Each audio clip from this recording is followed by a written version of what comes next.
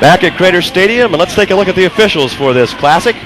You see the referee, Roger Metcalf, the umpire, Jeff Salio, John Tullis, linesman, line judge Dave Underhill, and the back judge Cliff Howison, all from the Newark area. The Tornadoes with the win of the toss, and they will be receiving to start this renewal.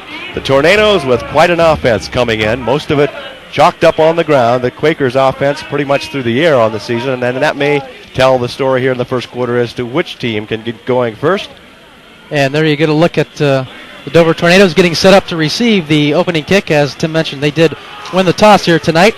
And going back for New Philadelphia, Jeff Martin, the deep man, and getting set to kick it away, the New Philadelphia Quakers, as we've got the 83rd renewal at hand.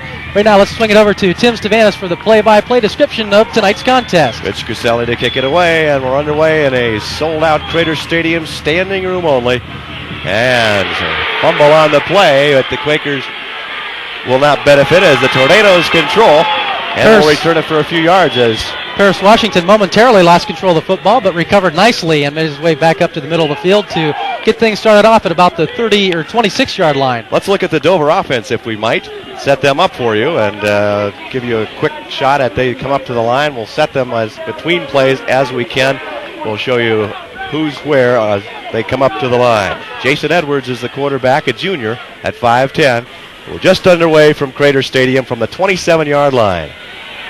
And right off the bat, Paris Washington carries off the right tackle for a couple good yards. Washington coming in with 1,123 yards and 124 points to his credit, as Dover, as we said, amassing a lot of offense coming into this game, having their best total offense as far as points go ever for a Tornado team. So it's 2nd and 4, a 6-yard pickup for Washington. Martin in the backfield along with Ickes behind Jason Edwards, the quarterback. This time, not too much room for Washington. Making the play for the Quakers, Brian Lowry, number 43, who had no part of Paris Washington getting through the defensive secondary. As we look across, it'll be 3rd down along two, close to 3 yards needed for the first down. Again, just underway, 10:45 as we watch from the New Philadelphia side of Crater Stadium as far as the fans go. So 3rd and 3, early test for the Dover offense. Looks like Ickes got the call, and I think he stopped. Good defensive thrust that time. Matt Hurst helping to wrap up things, but he had some help from several Quaker defenders on the line of scrimmage. So Dover Tornadoes that time not able to penetrate the New Philadelphia defense, and that really fires up the Quaker contention. So the Quakers will get it, and they'll have an opportunity to go on offense. C.J. Woods will drop back around his 20-yard line. Mike Pennington deep along with two others for the Quakers. Pretty good rush. Shane Sexton, one of those, number 27. It's going his way, and he's going to let it drop. Good roll. That time, the Dover Tornadoes will down the football at about the 17-yard line. Okay, if we could, let's flash up the offense for the New Philadelphia Quakers. Take a look at those names on the screen for you. The offense, split end, Scott Urich.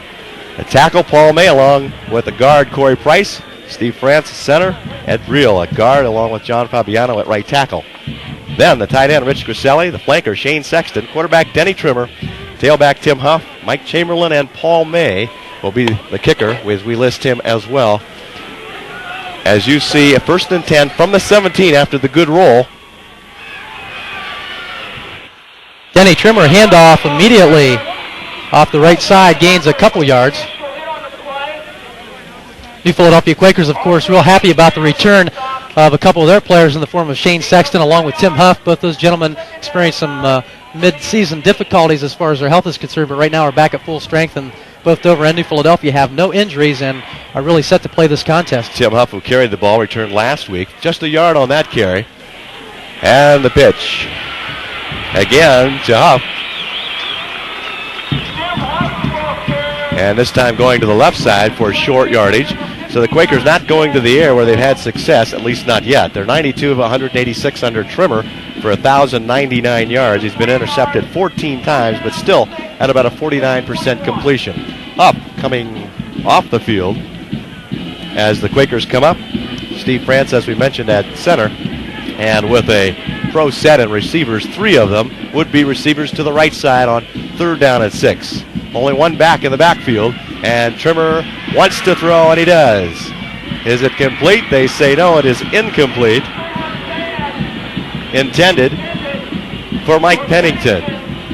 So it'll bring up 4th and 6 as the Dover defense holds. So early, no one able to get things going. And on the exchange of possession this next time, we'll set up the offense for Dover for you. But right now, Dave Kinsey back to punt. Line of scrimmage is the 21. He's inside the 10. It's on the ground. No rush coming. And now he decides to run. I mean, he had time, it appeared, to punt Tim, but he decided not to, as there really wasn't any rush coming, unless it was planned as a fake early. I'm not sure whether Dave Kinsey really just got flustered and decided to take it off the left side or not, but it didn't appear as though he looked up to see whether there was any defenders closing in on him, and he just decided to take it off the left side. And at that time, Tornado defense had a great time to react. Big break for the Tornadoes, and they are set up at the 18-yard line of New Philadelphia as Jason Edwards sets them down. Full house backfield. This is Washington. Not too much. Let's look at the offense for the Dover Tornadoes. Split end Matt Frame, tight end Don Watson, the tackle Mark Capel, guard Will Wirtz, at center Mark Flinner. The right guard is Mike Hosteller, and the right tackle Brent Hanks. And then rounding it out, Jason Edwards is quarterback, and there are your 3 backs, Paris Washington, Jeff Martin, and Mike Ickes on this 2nd and 8, 2-yard pickup by Washington on the first play. Still with it. And Edwards, a late pitch to Ickes. He crosses the 10 and down around the 7, but we have a flag where he turned the corner, and that may wipe out the play, as you may expect holding or an illegal block as they turned the end. Good run for Ickes. Martin was immediately in front of Ickes, and he threw the block to string out the play, but I'm not sure whether he got tagged with the call itself. It seems as though the play happened a little bit before it was Martin's responsibility area. It'll be against the Tornadoes and wipe out a fine run by Ickes. So from the 16, where they spot the flag is around the 14-yard line. Of course, all season long and all week long, we've heard about the big build-up concerning the Dover offense. Of course, the 3 weapons they have in their backfield. And they really haven't had to test their aerial game so much this year. But be aware that Jason Edwards is very capable, and he's got a couple good targets to throw through, not only as far as the tight end and wide receiving positions are concerned, but also the backs out of the backfield. Dover having trouble with the play, and Edwards now sets it up. If there's one thing that Dover is at a disadvantage coming in, they've had more major penalties called on them. 62 for 630 yards. Quakers penalized 60 times for 349 yards, so almost twice as many penalties. And major ones for Dover is Edwards. 2nd and 21, has some room. The right side will be run out of bounds at around the 20-yard line. Tom Colvin, one of the first players for the Quakers to drive him out of bounds. Let's set up the defense for the New Philadelphia Quakers so you can see what's going on. Left end is Matt Hurst, who moved in late in the season. The tackle's Paul May. Middle guard is Brian Lowry. The right tackle, Rich Hunter. Right end, Mike Chamberlain. The linebackers, Jan Walters and Tom Colvin. And then you have your rover back, Dave Kinsey. Left cornerback, Tim Ledrick. Right cornerback, Bruce Vandal. Safety, John Hagopian. And there you have the punter who you saw earlier, Kinsey, also listed on that one. 3rd down, 14 from the 22. Washington straight ahead for some pretty good yardage, but it will be still short of the first down on 7:15 on the clock here in the first quarter. No score. Dover coming in averaging a bunch of points as we find their totals here. 386 points, 43 points a game. Let's take a break from Crater Stadium. Dover-Phila Game, no score, 7:04, first quarter.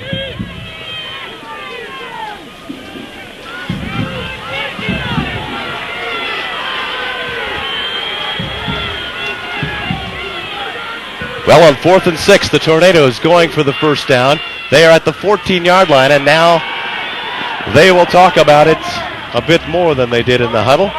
And that'll give us a time to, right now, to take a look at some of the offensive and defensive numbers for the year for both teams. First of all, let's take a look at the massive amount of yardage that the Dover offense has garnered themselves for the year. They have a big advantage coming into tonight's contest against the New Philadelphia Quakers.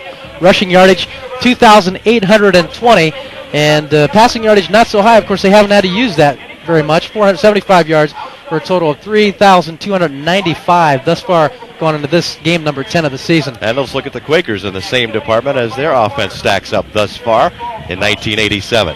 Rushing yardage for the Quakers, 866. Meanwhile, they've had to rely a little bit more on the aerial route. They have 1,099 yards to their credit for a total just under 2,000 yards thus far on the season. Of course, last week it was the Quakers putting together a real big ball game. They were winners over Salem, 21-0. Meanwhile, the Tornadoes with another convincing win, 39-0, right here at Crater Stadium against the Cambridge Bobcats. Of course, the leading rushers for the Tornadoes, as we mentioned, Washington at 1123, 616 for Ickes, and 653 for Martin coming into this contest. Now it's 4th and 6 from the 14-yard line. Edwards still with it, turns upfield, and let's see, did he get the first down? The Tornadoes think he did. And they say yes, he did in fact, from the 16 inside the 10, and not by much. Just enough for the first down, right close to the 10-yard line. 6:41 remaining here in the first quarter. Clock is running, no score, but Dover threatening now. Remember, it's a mishandled snap or a bad snap on the ground, starting at the 18-yard line, and this is Martin going right side. He'll score. And I'll tell you what, Martin, that's what he wants, is that one-on-one matchup. That time he snuck around the right corner and allowed himself to get through for the touchdown. John Hagopian was the last New Philadelphia Quaker who would possibly have a hand on him, but he snuck around the corner into the end zone, so we've got our first 6 points up on the board in favor of the Tornadoes. So after Edwards carries it, they marked it at the 7-yard line, 1st and goal, and Dover on the board at 6:26. First quarter after taking it at the 18-yard line, finally capitalizing after coming up big 4th down play. This is Washington for 2, and the Tornadoes convert. Quakers cannot stop them, and it's 6:26 first quarter from Crater Stadium in this 1987 Dover-New Philadelphia game. The Tornadoes 8 and New Philadelphia 0. We'll be back.